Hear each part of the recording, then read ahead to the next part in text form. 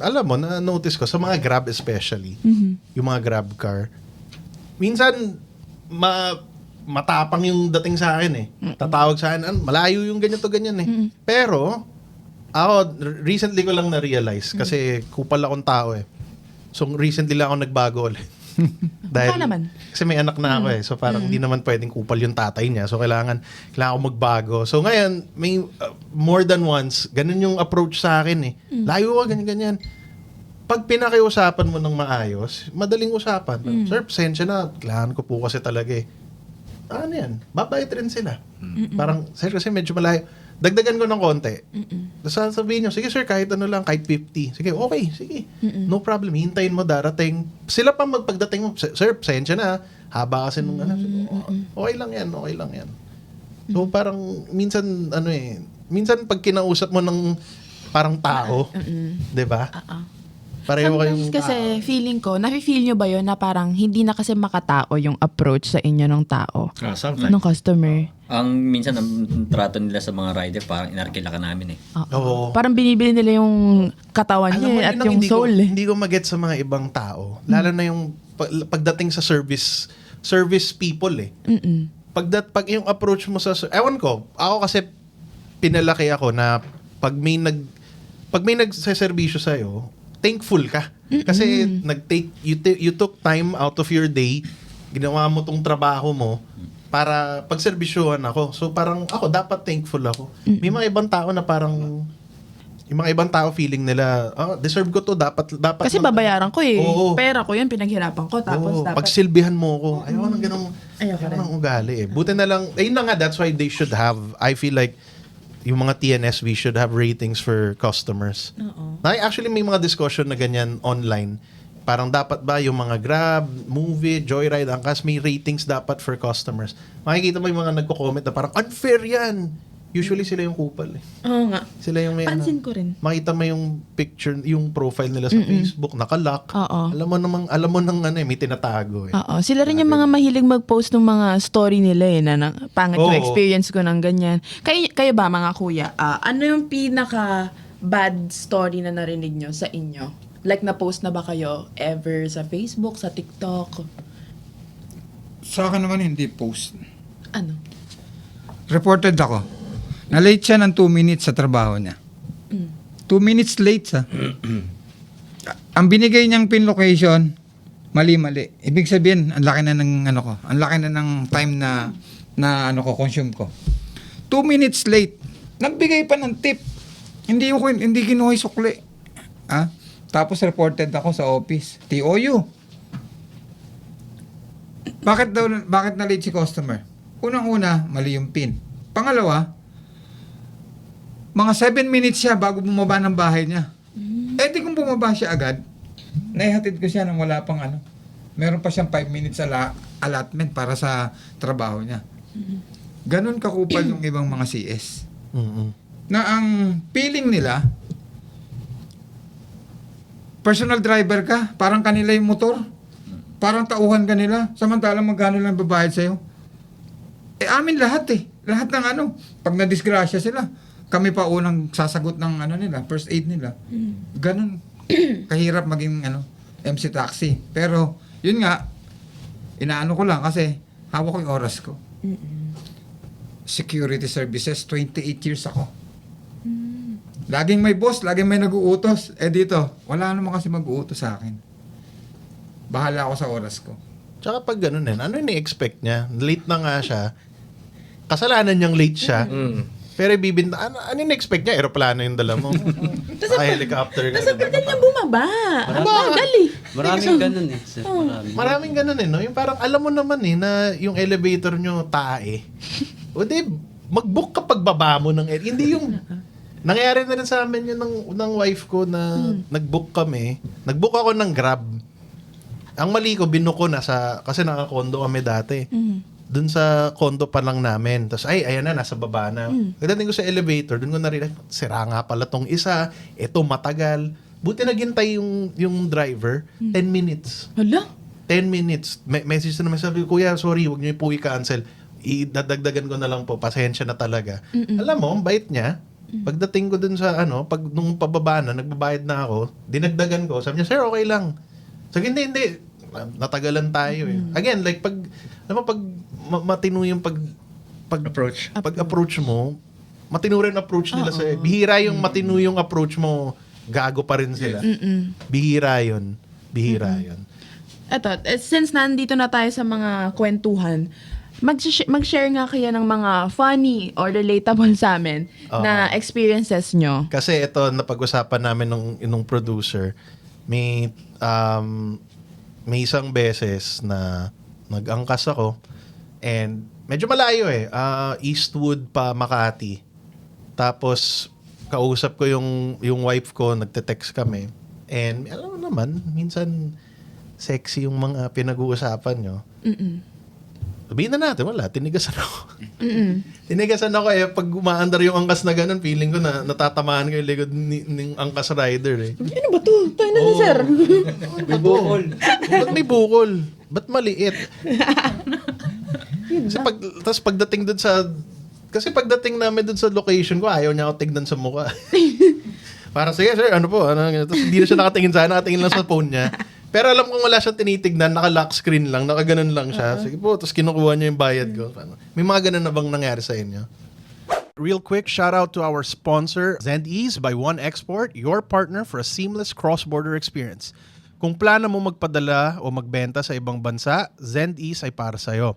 They handle everything from compliance to logistics para bawas sakit ulo. With over 4,000 shipments and services to 90-plus countries, they are experts in navigating the complexities of global trade. Make cross-border trade and logistics easy with ZendEase. Visit www.zendease.com for more info. Links in the description below. Thank you again, One Export ZendEase. Here's the funny thing. Sa akin naman, lalaki eh. Matanda. Meron akong grab bar sa likod eh. Di ba? Meron tayong grab bar. Ano yan? Yung Hawakan. kapitan, para pag tumatakbo, stable siya. Mas gusto niyang kumabit sa tiyan ko. Naramdaman ko na siya. May pagka-gay Yung pa. baklay. Mati. Sir, sabi ko meron pong kapitan dyan. Naiilang po ako, sir. I'm sorry. Sabi ko nga. Hindi, dito kasi ako, komportable ko eh. Alam ko na bakla siya. Matanda. Gusto ko nga siguin. Hindi naman. Nairita lang ako. Lang ako. Kasi hindi ako sanay na kinakapitan. Siyempre lalaki eh. Pero siyempre, bakit pag babae, gusto ko ba? Yun ang tanong doon. Siyempre hindi din. Kasi may asawa na ako baka mamaya. Di ba? Baka dyan ka malagot sa asawa mo, kuya. Well, Doon ka ma-aksidente. Nakwento ko lang. Ayan. Parang yung kakilala ko din eh. Yung na-experience niya daw, naiangkas niya. Around 6 p.m. yun eh. Galing Santa Mesa. Kung nanonood ka man, baka ikaw to. ang tawagan namin to si Boy Kap Kap. Yung hihimas-himas muna sa balikan. Tapos pag medyo nakalayo na, medyo may papisil-pisil na. Tapos andito na yung kami sa tagliran. Yan. Tapos mamaya, pag nandito na, mag-o-offer na yan. Nag-o-offer na, sir, baka pwedeng pahawak ng batuta. Nangyayari talaga. Kasi buhay niya yun, di ba? Si Boy Cup Cup. Talaga? Babae kasi itsura niya. Babae itsura. Pero ano siya? Babae, lalaki? Lalaki. Sa akin naman, nangyari sir sa Binangonan. Galing akong Binangonan. Di, nakuha ko siya dun sa may, basta sa Jollibee siya eh. Summarize mo na. Tapos naisakay ko na siya, i-drop off ko siya sa may Ortigas. So, nararamdaman ko yung kamay niya gumagapang ng konti. Tapos, inahayaan ko lang kasi di naman ako maarte. Sige, hayaan ko lang, mga dito lang. Kasi pagapang na. Tapos mamaya, sinabi niya, sir, okay lang ba? Hawakan ko yan, magdadagdag na lang ako. Sabi ko, sir, hindi pwede. Mamaya, ma-videoan tayo dyan, mag-viral. Makulit talaga siya, namimilit. Sabi niya, sige na, kahit dyan lang sa tabi. Oh. Sabi ko, hindi talaga pwede, sir. Hindi ako ganyan, sir. Sabi pag drop off, naiya siya. Sabi ko, sir, salamat ka. Mabait ako. Kung iba niyan, baka nasapak ka pa. O, delikado rin yung gano'n. Kasi pangit yung ginagawa niya eh. Ang ginawa niya, nagbigay sa akin ng tip 500, tapos bilang alis. Tapos meron pa, yung nakakuha ko rin siya dyan sa Ortigas. Dinrapo ko sa Pagray, Antipolo. Mautak siya, Gcash yung payment niya, tapos Gcash niya. Di ko kasi akalain na bakla pala yun. Tapos, pag bigay ko ng number ko, nagbayad na siya, tapos biglang nag-text siya. Sabi niya, sir, pwede ka sa extra service? Totoo yan, totoo yan. Pinabasa ko pa nga sa kanya yun, at that time. Pwede ka sa extra service? Mapilit, 2K. Sabi niya, hawakan ko lang, handjob. Handjob talaga. Ulit nga, sabi ko, hindi talaga pwede. Hindi ko akalain na ganyan ka. Kasi, hindi siya mukhang tahimik lang eh. Drive ako, tahimik lang eh. Doon lang sa pagbaba talaga eh. Buti Text nagtanong. nangungulit, text ng text. Tapos hinayaan ko na. Sa amin naman kasi, may instruction sa amin pag ganyan. Alam mo, gay, nangahawak. Pag hinawakan ka, huwag mo sasaktan. Huwag mong pababain mo. Kung ayaw bumaba, daan mo sa polis.